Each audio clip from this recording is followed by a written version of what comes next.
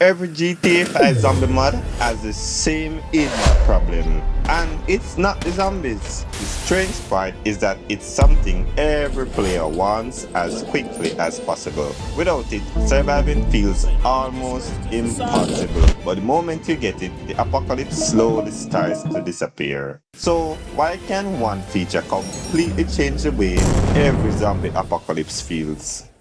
Chapter 1. Why every survivor wants one. If there's one thing every player starts searching for the moment a zombie apocalypse begins, it's this. At first, it feels like the answer to almost every problem.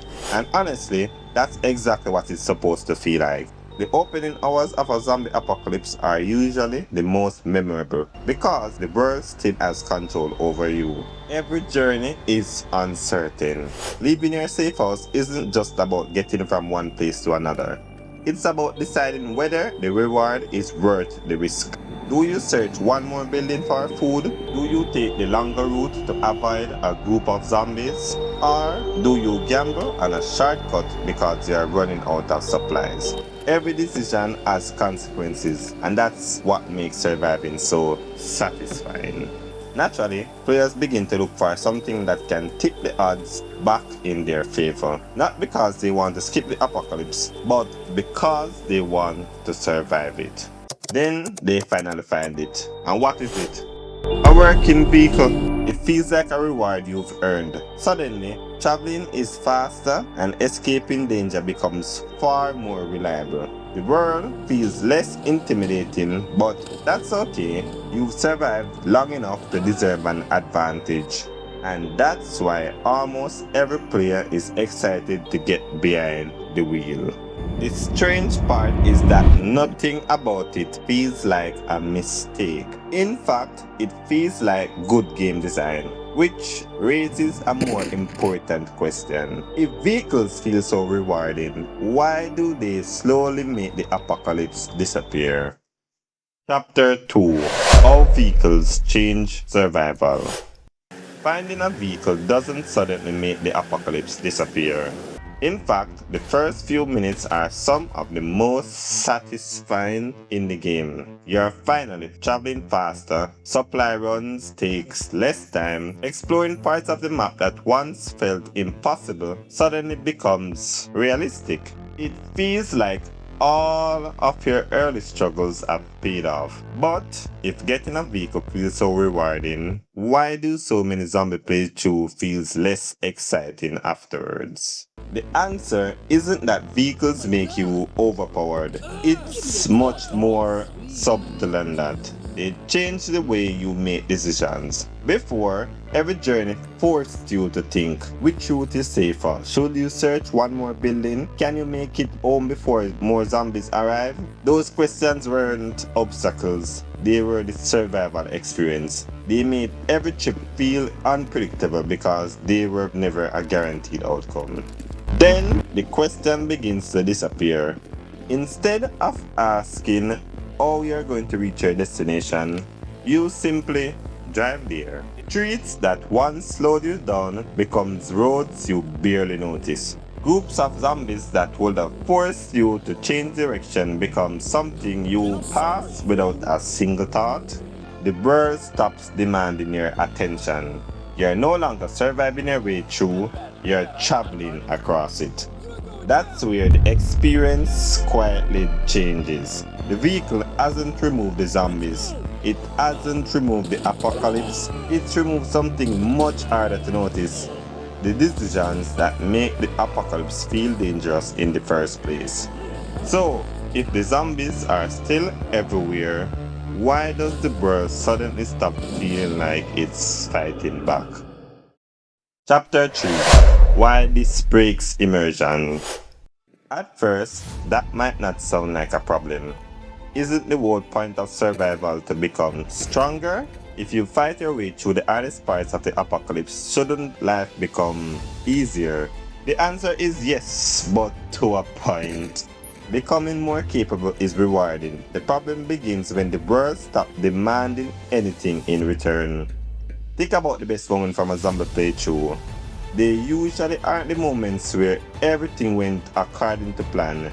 They are the moments where something went wrong. You took a risk for extra supplies, you got surrounded while searching for a building, you barely escaped with enough health to make it home. These moments stayed with you because the game forced you to adapt. Survival wasn't about winning every encounter, it was about responding to whatever the apocalypse threw at you. A consequence-free vehicle slowly removes those moments. Instead of making decisions, you begin to avoid them altogether. If a street looks dangerous, you drive around it.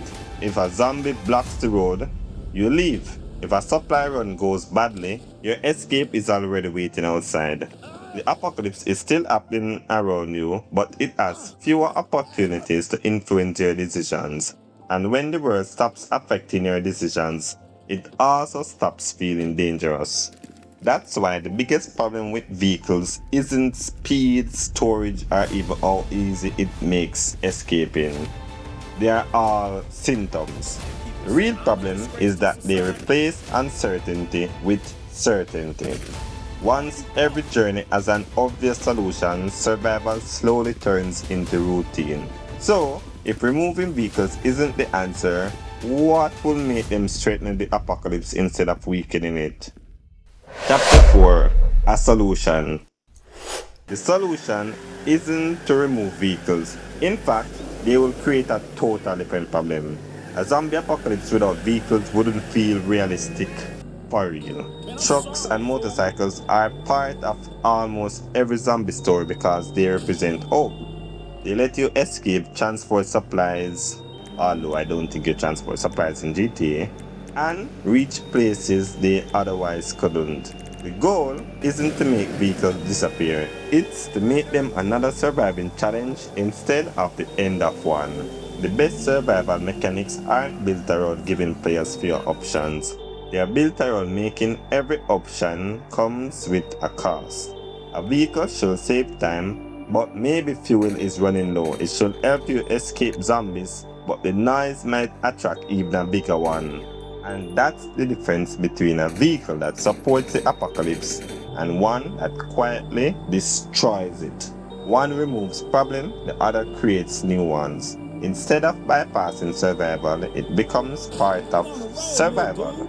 Every advantage asks for something in return, and that's what keeps the world dangerous no matter how experienced the player becomes. That is why the biggest mistake most GTA 5 zombie mods make isn't inclusion of vehicles. It's forgetting that every powerful mechanic needs a meaningful trade-off. The moment the world stops asking you for difficult decisions, it also stops feeling like an apocalypse. And maybe that's why the best zombie survival experience aren't the ones where you feel unstoppable. They are the ones where no matter how prepared you are, the world has a way of making you think twice before turning the key. But vehicles are only one example of a much bigger problem. The biggest thing holding GTA Zombie Survival back isn't the mods, it's GTA 5 itself, which makes absolutely no sense because GTA has some of the most ambitious zombie mods ever made. With stamina, scavenging, crafting, base building, and thousands of zombies, how can it still fail to feel like a true survival game? The answer isn't hidden in what modders created, it's hidden in what they can never change. The illusion. First glance, GTA Zombie mods seem to have everything a survival game needs. Stamina forces players to think before sprinting across the map. Hunger makes food a necessity instead of an afterthought. Scavenging transforms abandoned buildings into valuable locations, while crafting gives every resource a purpose.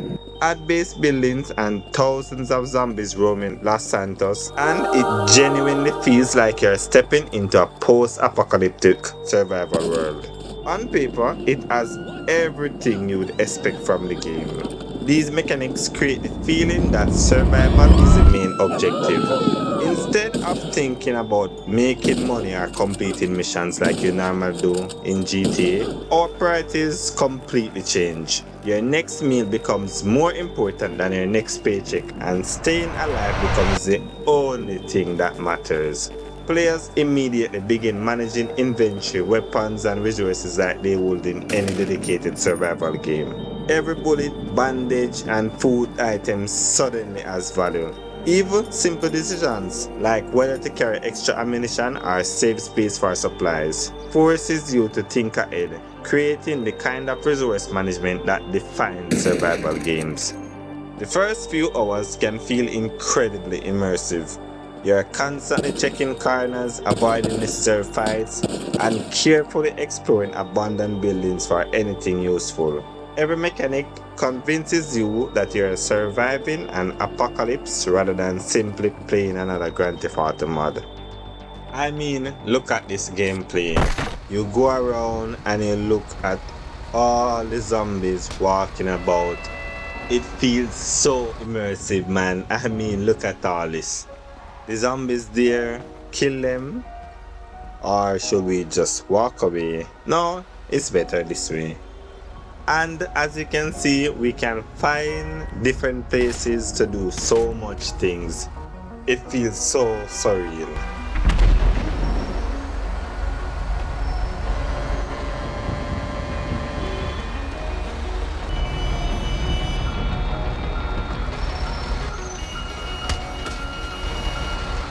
For those opening hours, the illusion is almost perfect. Players genuinely begin treating Los Santos like a dangerous world instead of a sandbox, and every system reinforces that feeling. But as convincing as that illusion is, it only lasts because the game hasn't reminded you that it wasn't originally designed to be this way. GTA's foundation. Despite all the new mechanics, the core of GTA 5 was never designed around a survival. It was designed around freedom, power, and player progression. That difference is easy to overlook at first, but it's the reason the survival experience slowly begins to break down. The mods can add new systems on top of GTA, but they can't completely rewrite the game's DNA. Underneath the hunger bars and zombies is still a game built around making the player stronger over time. Resources such as weapons and vehicles become easier to acquire. In most survival games, resources remain valuable because they are difficult to replace. Finding a firearm or a reliable vehicle feels like a major achievement. But in GTA, those same resources naturally become more common the longer you play. Before long, you're carrying multiple weapons, plenty of ammunition, and have access to vehicles whenever you need them. Scarcity, the thing that survival games depend on, slowly starts to disappear. The player constantly becomes more stronger instead of more vulnerable. Or they can even call themselves smarter because you actually understand the world better. A good survival game constantly reminds you that the world is dangerous. Even after hours of playing, one mistake can still cost you everything. GTA kinda does the opposite. As you gather better equipment, stronger weapons, and more supplies, your confidence slowly grows while the world's ability to threaten you shrinks massively. Instead of adapting to survive the apocalypse, you slowly begin to dominate it. I mean, why don't we just play kickboxing over here? I have all the guns, you only have fists. Not fair, right? Look there. In the beginning, when I was playing, I was so scared. The zombies were all around and I didn't even know what to do. I couldn't even walk. I'm just shooting them all up. I don't care. I don't think I'm going to die in the game because what if I die? I just restart the game. Big deal, big whoop. You see what I'm talking? Without realizing it, the player's mindset begins to change. You're no longer asking, can I make it through this? Instead, you're asking, what's the fastest way to deal with this? The longer you survive, the more the apocalypse feels like an obstacle you've already overcome. And that is the exact opposite of what a survival game is supposed to be. Survival becomes routine. Once GTA's progression systems begins to outweigh the survival mechanics, the apocalypse stops feeling like something to endure and starts feeling like another sandbox.